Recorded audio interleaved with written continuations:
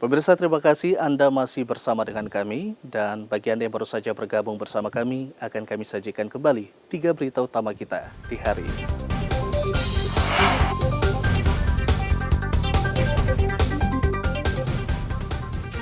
Diduga karena tabung gas meledak, ratusan kios dan rumah di Kabupaten Asmat terbakar. 2 pemuda ditangkap polisi karena menganiaya pemilik kios hingga tewas.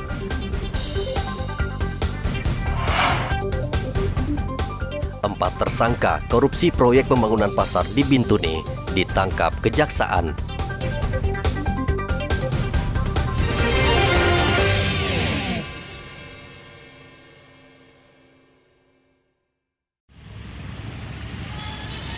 Operasi Zebra terus digelar Satlantas Polres Mimika di Jalan Budi Utomo, Timika.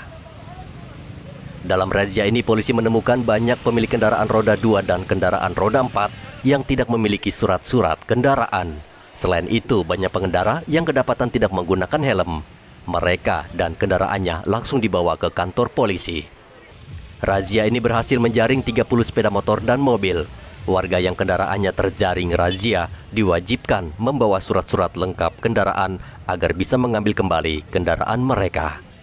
Untuk hari ini kami berhasil mengamankan roda 2 sebanyak 35 unit, untuk roda 4-nya sebanyak 7 unit. Untuk pelanggarannya sendiri yaitu secara kasat mata tidak menggunakan helm dan ada beberapa yang tidak memiliki surat izin mengemudi. Baik, untuk masyarakat itu sendiri kami pantau kebanyakan yang penumpangnya tidak menggunakan helm. Makanya itu kami memberi edukasi kepada mereka bahwa penggunaan helm itu wajib dan bermanfaat untuk keselamatan bagi pengendara ataupun pengemudi. Polisi juga merazia sejumlah kendaraan yang sedang mengantre BBM di SPBU. Razia ini dilakukan karena belakangan polisi banyak menangkap pemilik kendaraan yang sengaja memodifikasi tangki kendaraan untuk menampung BBM lebih dari batas pembelian yang ditentukan. Dan benar dari hasil razia tersebut, polisi menemukan sejumlah kendaraan yang menggunakan tangki modifikasi saat mengantre BBM. Kendaraan tersebut langsung dibawa ke kantor Satuan Lalu Lintas. Ada 3 unit yang kami berhasil kami amankan, yaitu berupa tangki modifikasi dipakai untuk mengisi BBM yang melebihi kapasitasnya, mungkin akan digunakan tidak sebagaimana mestinya. Kedepannya kita akan lakukan secara terus-menerus karena ini adalah respon ataupun keluhan dari masyarakat bahwa kadang mereka tidak mendapatkan pada saat antri tidak mendapatkan BBM karena kehabisan. Nah, ini ada oknum-oknum yang memanfaatkan situasi untuk menimbul. Jadi solar ataupun Pertalite yang subsidi, mereka informasi yang kami terima mereka jual ke industri. Untuk sanksi sendiri, masalah modifikasinya itu Undang-Undang Lalu Lintas, kami kenakan tilang. Untuk barang bukti yang ditemukan BBM, nanti kami akan limpahkan ke Reskrim. Sementara itu di Manokwari, Satuan Lalu Lintas Polres Manokwari menangkap 4 orang anak di bawah umur yang mengendarai sepeda motor. Saat ini masih banyak orang tua yang tidak mengetahui bahwa Undang-Undang Lalu Lintas melarang anak-anak di bawah umur mengendarai kendaraan bermotor. Polisi meminta orang tua agar tidak memberikan motor kepada anak-anak mereka karena rawan kecelakaan. Dalam operasi Zebra, polisi menyita 31 kendaraan roda 2 karena pemilik kendaraan tidak mengenakan helm dan membawa surat kelengkapan kendaraan. Selama operasi, polisi juga melakukan sosialisasi dengan membagikan 560 brosur tertib berlalu lintas kepada pengendara yang melintas. Igobat Momolin dan Edi Musahidin melaporkan dari Timika dan Manokwari. Puluhan anggota Polres Merauke menjalani pemeriksaan urin di markas Polres Merauke Sabtu kemarin. Setiap anggota wajib menjalani tes ini untuk mengetahui apakah mereka menggunakan narkoba. Sejauh ini hasil dari tes tidak ditemukan anggota yang menggunakan narkoba, baik sabu maupun jenis lainnya.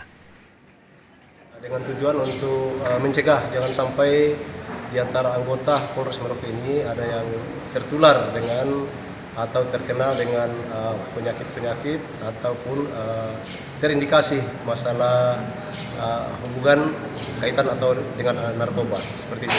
Sejauh ini untuk anggota Polres Merauke khususnya sudah ada yang memang terindikasi ada narkoba? Sampai saat ini anggota Polres Merauke semua masih aman, tidak ada yang terindikasi untuk terkena narkoba. Pemeriksaan urin bagi anggota Polres Merauke akan dilakukan secara berkala agar tidak ada satupun anggota Polres Merauke terjerat narkoba. Belum lama Kapolda Jawa Timur, Irjen Teddy Minahasa ditangkap karena diduga menggunakan narkoba jenis sabu. Setelah dicek, hasil tes narkoba Teddy negatif. Teddy juga diduga terlibat penjualan barang bukti narkoba jenis sabu. Kapolri sudah mewanti-wanti para anggotanya agar tidak main-main dengan kasus narkoba. Selama tahun 2022, Polri telah memecat 113 anggota polisi dan sebagian besar mereka terlibat kasus narkoba. Muhammad Ridwan melaporkan dari Merauke, Papua. Seorang warga kampung Kamorojaya menyerahkan 26 butir amunisi aktif berbagai jenis kepada Kodim 1710 Mimika.